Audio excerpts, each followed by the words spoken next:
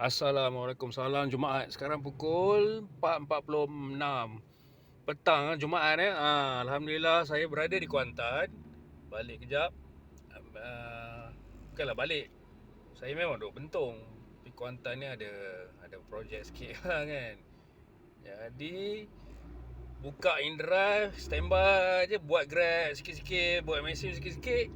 Tiba-tiba alhamdulillah ada rezeki, ada orang nak naik daripada KL, daripada terminal bas Kuantan nak balik KL sampai Hang Jebat je. 274 dia setuju. Yang starting tadi 250 apa tak. Jadi kalau the last time yang tu Maxim daripada terminal Central ke TBS 250 kan dulu, yang masa dulu yang ni InDrive. Alhamdulillah kita boleh bila boleh up kita minta lebih dia nak. So saya on the way lah ni daripada bandar. Saya standby je lah. Kita ni macam cowboy kan, Lone Ranger kan. Dah siap-siap barang semua ada dalam kereta. Jadi kena balik semula lah ke KL.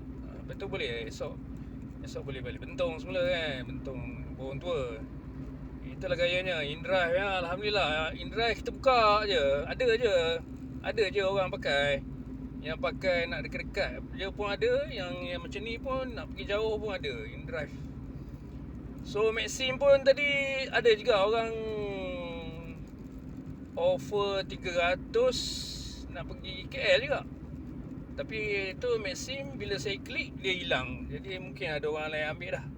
300 ber. Okey ke tu? Itu Maxim.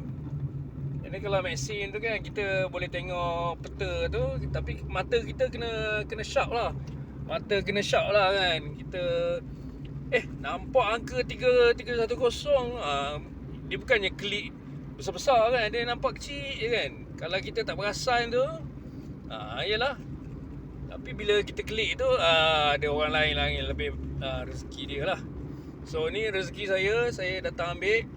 Nampak macam nama orang putih ke tak tahulah. So mungkinlah dia ketinggalan bas lagi atau macam mana tak, pelancong. Okey, InsyaAllah doakan selamat perjalanan. Assalamualaikum.